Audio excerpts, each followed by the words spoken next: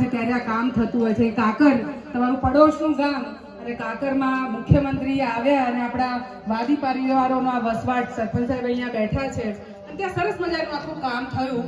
પણ ઉગાડી આંખે એક બીજું સપનું 2015 અને 17માં બનાસકાંઠા અને પાટણમાં પૂર આવ્યું એ વખતે જે પાણી ભયંકર વહ્યું અને ખેડૂતની દીકરી છું એટલે પાણી વહેતું જોઈને વખતે વિચાર આવ્યો કે આ બધા પાણીને આમ ધરતીમાંના પેટાળમાં મોટા હોલિયા પાડીને અંદર જો ઉતારી દેવાય તો આપણી પાણીની બેંક કેટલી સદ્ધર થઈ જાય.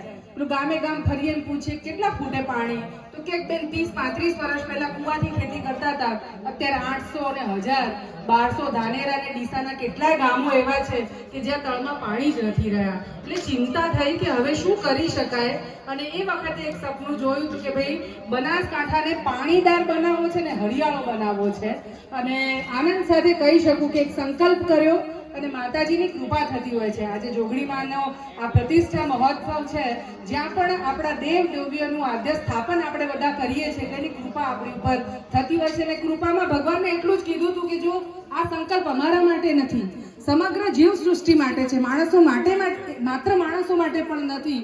અને તમે જુઓ કે જે આખી મુહિમ શરૂ કરી, હું આને તળાવ નહીં કહું તો જલ મંદિર કહું છું. એટલે તમે બધા બહુ નસીબદાર છો કે આવું સરસ મજાના જલ મંદિરનું નિર્માણ એક પણ ગાંડો બાવળ એના કાંઠે નથી એવું સરસ મજાનું જલ મંદિર પાદરડી નિવાસીઓએ ઊભું કર્યું છે. અને ક્યાં કે ઊંડું કરવામાં અમે નિમિત્ત આમાં ગામે પાછું જાગ્રત હોવું જોઈએ. પેલું કહેવાય ને ભગવાન એક જૈન એક વ્યક્તિ વાણિયાની બહુ સરસ વાત છે કે એને બહુ ભગવાન શિવનો ભક્ત, ખૂબ ભક્તિ કરી એને, ભગવાન પ્રસન્ન થયા અને કીધું કે માંગ માંગ માંગે તે આપું, પણ જે માંગે ને તારે એક જ વાક્યમાં, શ્વાસ નહીં લેવાનો, પેલું મીંડું ફૂલ સ્ટોપ નહીં મૂકવાનું ને કોમા નહીં કરવાનું, એક જ વાક્યમાં જે જોઈએ એ માંગી લેજે.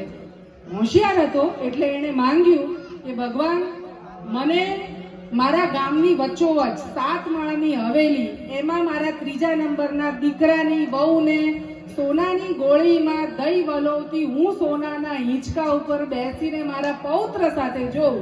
એક વાક્યમાં માંગી લીધું. પાદળીએ પણ એવી જ રીતે માંગ્યું. એક તળાવ અને કરો, તળાવ થયું, પછી આવ્યા કે બીજું કરો હવે. અને આમ મને બહુ ગમે, હું કહું છું કે પાણી અને પ્રકૃતિ એટલે વૃક્ષો, આ બે કામો માટે જે ગામ ધરાય નહીં ને એ ગામ મને સૌથી વધારે ગમે. કે આમ તો એમ કે કેટલું ખાય છે, ધરાતો નથી, પણ આ બે કામ માટે બનાસકાંઠા અને આખા ઉત્તર ગુજરાતે ધરાવવાની જરૂર નથી. ભૂખ હજી વધારે ઉગડે ને એની જરૂર છે. એટલે એક તળાવ પાદરડીનું કર્યું, બીજું કર્યું, અને એમ કરતા અમે બનાસકાંઠામાં 300 તળાવો અમે ઊંડા કર્યા અત્યાર સુધી. જલ મંદિરોનું નિર્માણ કર્યું, કહું છું એનો જીર્ણોદ્ધાર કર્યો. આજે ખાલી માતાજીની પ્રતિષ્ઠા નથી થઈ, હું એવું કહીશ કે આ તળાવ એટલે જલ મંદિરની પણ એક રીતે જીર્ણોદ્ધાર થયો છે. એટલે એ સુખ અને એનું પુણ્ય પણ તમને પ્રદાન થવાનું છે. આપણા ત્યાં મહાભારતથી લઈને આપણા ધર્મગ્રંથોમાં પણ લખ્યું છે કે એક તળાવ ગળાવું ને 100 નવચંડી યજ્ઞ કરાવીએ, અશ્વમેઘ યજ્ઞ કરાવીએ, એટલું પુણ્ય તમને મળતું હોય છે. તો આ ગામે પુણ્ય અર્જિત કર્યું છે. તમને સૌને આ માતાજી ખૂબ બરકત આપે. માત્ર પાદરડી નહીં પણ પાદરડી આસપાસ આખા બનાસકાંઠાને હરિયાળો કરે, પાણીદાર બનાવે. હરિયાળામાં વૃક્ષો વાવીને ઉછેરવાનું પણ અમે શરૂ કર્યું. તળાવો કર્યા, પણ આ નર્મદા તો માર એવા બધા તળાવોમાં નથી પહોંચવાની. મેઘરાજા મહેર કરશે તો તળાવો ભરાશે, અને મેઘરાજાને રીઝવવા માટે તો લીલી ચાદર પાથરવી પડે. એટલે વૃક્ષો વાવીને ઉછેરવાનું કામ શરૂ કર્યું. 1000 થી લઈને 30-40 હજાર વૃક્ષો એક જગ્યા ઉપર વાવ્યા. અને આનંદ સાથે કહું છું કે 235 ગ્રામ વનો, એના અમે ગ્રામ વન કહીએ છીએ, એવા 235 ગ્રામ વન કરે અને એમાં 14.5 લાખ વૃક્ષો વાવ્યા, એ પણ ઉછેરવાના સંકલ્પ સાથે. કામ આવા કરીએ જે ઉજળે અને આપણી આવનારી પેઢી આપણી પાસેથી શીખે, સમજે. અને પેલી આપણા ગઈડિયાઓ આપણી માટે ઘણું આપીને ગયા. તળાવોમાં એ વખતે એમણે દબાણ કરી દીધા હોત તો પાણી મળે જ નહીં. એ આ બધું બનાવીને ગયા હતા. આપણે તો એને જાળવવાનું છે, એને એનું માવજત કરશું ને તો આપણે આપણી આવનારી પેઢીને ખૂબ બધું આપીને જઈ શકીશું.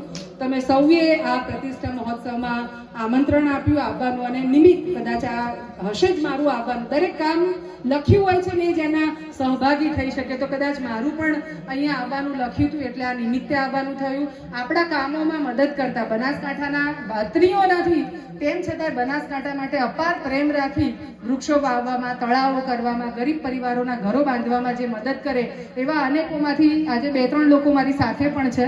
શરદભાઈ શાહ છે, રમેશભાઈ પટેલ છે, અમેરિકા રહે છે, પણ એ ખાસ એ કામો જોવા માટે આવ્યા. અને મારા ખ્યાલથી આ બધી ચીજો પણ આપણે સમજીએ, શીખીએ.